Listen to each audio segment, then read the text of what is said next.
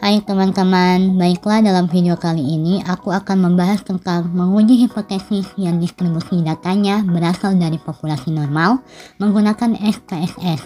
Sebelum masuk ke tutorialnya, sebaiknya teman-teman mengetahui tentang apa itu hipotesis. Hipotesis berasal dari bahasa Yunani, yakni hypo dan tesis. Hypo adalah sementara, sedangkan tesis adalah pernyataan atau teori. Sehingga hipotesis adalah pernyataan sementara. Lalu, uji hipotesis adalah sebuah proses untuk melakukan evaluasi kekuatan bukti dari sampel dan memberikan dasar untuk membuat keputusan terkait dengan populasinya. Tujuan uji hipotesis adalah untuk memutuskan apakah hipotesis yang diuji ditolak atau diterima. Nah, teman-teman, di sini ada tahapan dalam menguji hipotesis.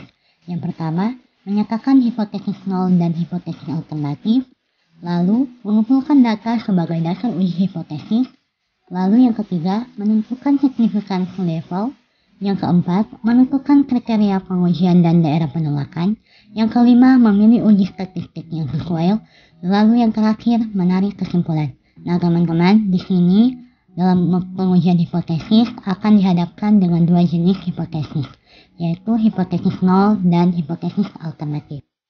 Nah, teman-teman, sebelum masuk ke pengujian hipotesis yang distribusi datanya berasal dari populasi normal menggunakan aplikasi SPSS, teman-teman perlu mengetahui atau membuktikan bahwa data yang telah diambil itu merupakan data yang berdistribusi normal atau tidak.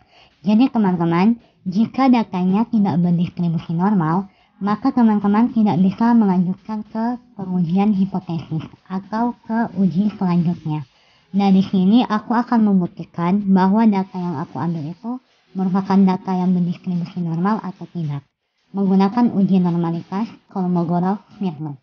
Nah, sebelum masuk ke tutorialnya, sebaiknya teman-teman mengetahui tentang apa itu uji normalitas. Uji normalitas dilakukan dengan tujuan untuk menentukan data yang telah dikumpulkan merupakan data yang berdistribusi normal atau tidak. Dasar pengambilan keputusannya, jika nilai signifikansi lebih besar dari 0,05, maka nilai residual berdistribusi normal. Yang kedua, jika nilai signifikansi lebih kecil dari 0,05, maka nilai residual tidak berdistribusi normal. Ini saya sudah mempunyai data yang saya ambil dari BPS atau Badan Pusat Statistik tentang data jumlah murid SMA negeri dan swasta di tiap provinsi pada tahun 2021 dan 2022. Nah, teman-teman, ini aku menggunakan 37 sampel. Nah, teman-teman, untuk tahap selanjutnya, untuk mengetahui apakah data ini merupakan data yang berdistribusi normal atau tidak, tahap yang pertama adalah kita membuka aplikasi SPSS-nya. Teman-teman, jika tampilannya sudah seperti ini, kita masuk ke menu variable view. Dan untuk name pada baris pertama, saya akan menamakannya F. Lalu untuk pada baris yang kedua, saya akan menamakan Y. Untuk bagian label, saya akan menamakan jumlah murid SMA negeri. Dan untuk pada baris kedua, saya akan menamakannya jumlah murid SMA swasta. Nah, teman-teman, jika sudah seperti ini, kita ke data view. Di sini sudah ada tampilan X dan Y. Lalu saya akan mengambil data yang sudah saya ambil dari BPS tadi, yang sudah saya uraikan di Excel. Saya blok kedua data ini, lalu saya copy dan saya buka aplikasi SPS-nya, lalu saya paste pada X dan Y. Nah, jika sudah seperti ini, saya akan klik menu Analyze, lalu saya pilih Regression, lalu klik Linear, lalu akan tampilannya seperti ini. Untuk jumlah murid SMA negeri, saya akan masukkan di Independent. Untuk jumlah murid SMA swasta, saya masukkan ke Dependent. Lalu saya klik Save. Lalu untuk tanda understandard reset residual, saya klik centang, lalu saya continue, lalu saya klik OK. Nah, di sini akan muncul output dari uji ini, tapi bukan uji ini yang akan membuktikan bahwa data ini berdistribusi normal atau tidak. Jadi, kita kembali ke aplikasi SPSS-nya.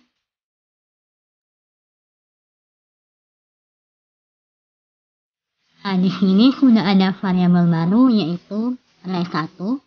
Untuk mengetahui datanya normal atau tidak, saya klik kembali menu Analyze, lalu saya pilih Non-Parametric Test, lalu ke Legacy Dialog, lalu saya klik One Sample KS. Nah, akan muncul tampilan seperti ini. Saya klik Under Standard Reset Array1, saya pindahkan ke Test Variable List. Lalu teman-teman perhatikan baik-baik, di sini ada test distribution. Untuk tanda normal, saya akan klik centang. Lalu saya klik OK. Nah, teman-teman, di sini sudah muncul hasil output dari uji normalitas. Ini adalah tahap hasil akhir untuk membuktikan bahwa data ini berdistribusi normal atau tidak. Jangan lupa kita screenshot. Nah, di sini kebetulan saya sudah menyiapkan hasil dari uji normalitas tadi. Hasilnya sama, cuman saya pindahkan ke sini agar saya bisa menjelaskan. Nah, teman-teman, kita lihat di signifikansi true-tailored. Di sini sudah ada hasilnya yaitu 200. Jadi, berdasarkan hasil uji normalitas, diketahui nilai signifikansi 0,200 lebih besar dari 0,05. Maka dapat disimpulkan bahwa nilai residualnya berdistribusi normal. Nah, karena datanya sudah berdistribusi normal, jadi kita bisa lanjut ke pengujian selanjutnya, yaitu uji hipotesis. Nah, di sini saya akan melakukan pengujian hipotesis menggunakan uji set. Nah, uji set adalah salah satu uji statistika yang pengujian hipotesisnya didekati dengan distribusi normal. Uji set dapat digunakan untuk menguji data yang sampelnya berukuran besar. Jumlah sampel 30 atau lebih dianggap sampel berukuran besar. Nah, tadi datanya sudah berdistribusi normal. Lalu, sampel yang saya gunakan itu lebih dari 30. Jadi, untuk dalam pengujian hipotesis, saya akan menggunakan uji set. Nah, di sini ada kriteria penggunaan uji set. Yang pertama, data berdistribusi normal, lalu varian diketahui, lalu ukuran sampel lebih besar, dan terakhir digunakan hanya untuk membandingkan dua buah observasi. Syarat uji set adalah jika nilai signifikansi true-tailored lebih kecil dari 0,05, maka HO ditolak. Yang kedua, jika nilai signifikansi true-tailored lebih besar dari 0,05, maka HA-nya diterima. Nah, teman-teman, di sini saya sudah menggunakan data yang sudah saya uji tadi, yaitu data yang pertama yang sudah berdistribusi normal. Sebelum masuk ke pengujian uji set, sebaiknya kita membuat hipotesis sebagai berikut. HO sama dengan tidak ada perbedaan rata-rata jumlah murid SMA swasta dan negeri. HA sama dengan ada perbedaan rata-rata jumlah murid SMA swasta dan negeri. Ingat baik-baik ya teman-teman. Lalu kita masuk ke pengujian set. Kita buka aplikasi SPSS-nya. Lalu kita ke variable view. Dan untuk name baris pertama, saya akan tuliskan murid. Lalu untuk name baris kedua, saya akan tuliskan hasil. Dan untuk bagian label, saya akan tuliskan jumlah murid SMA negeri dan swasta. Dan untuk bagian label kedua, saya akan tuliskan hasil. Nah, untuk pembagian value, saya akan klik titik 3, lalu saya klik plus. Untuk bagian value, saya tuliskan kode 1 untuk negeri, lalu ketik lagi plus untuk kode 2, saya tuliskan untuk swasta, lalu klik OK. Lalu jika tampilannya sudah seperti ini, kita kembali ke data view. Nah, di sini sudah ada murid dan hasil. Nah, untuk mengisi, kita mengambil data yang sudah berdistribusi normal. Di sini saya akan mengambil yang pertama, jumlah murid SMA negeri. Saya copy, lalu saya paste dan masuk ke aplikasi SPSS-nya. Saya paste di bagian murid. Nah, lalu untuk data yang kedua, data yang jumlah murid SMA swasta, saya lakukan seperti tadi. Saya copy, lalu saya paste di aplikasi SPSS-nya. Teman-teman ingat, saya paste itu di bawah jumlah murid SMA negeri. Jadi di bawah ya teman-teman, bukan di samping. Nah, untuk bagian hasil, saya masukkan kode yang sudah saya masukkan di sini.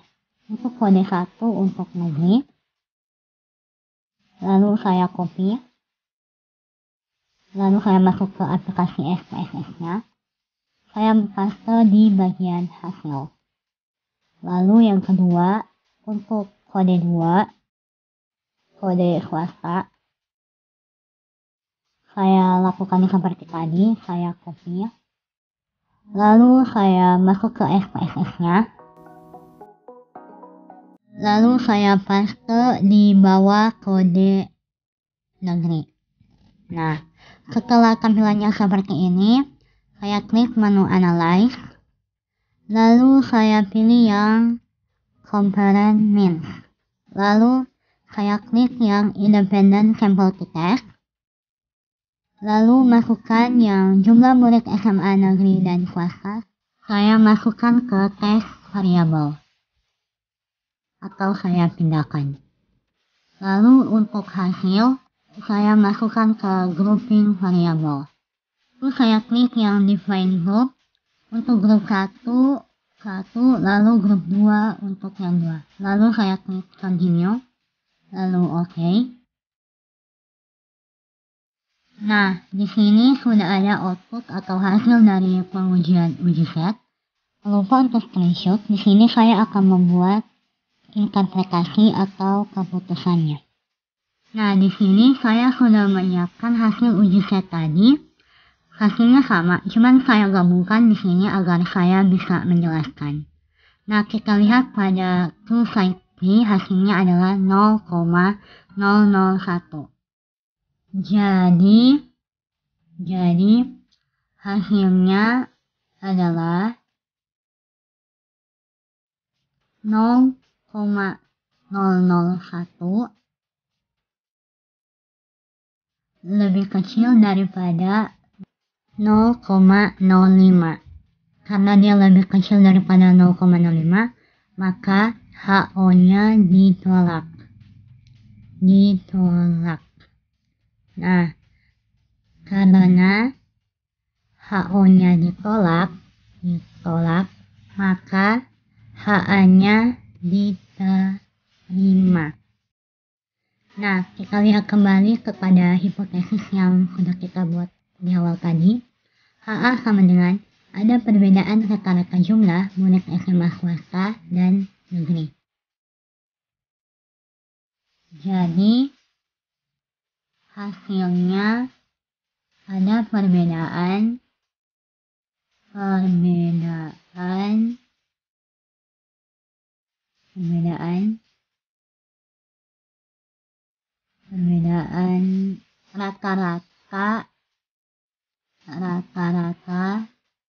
jumlah murid SMA negeri dan swasta.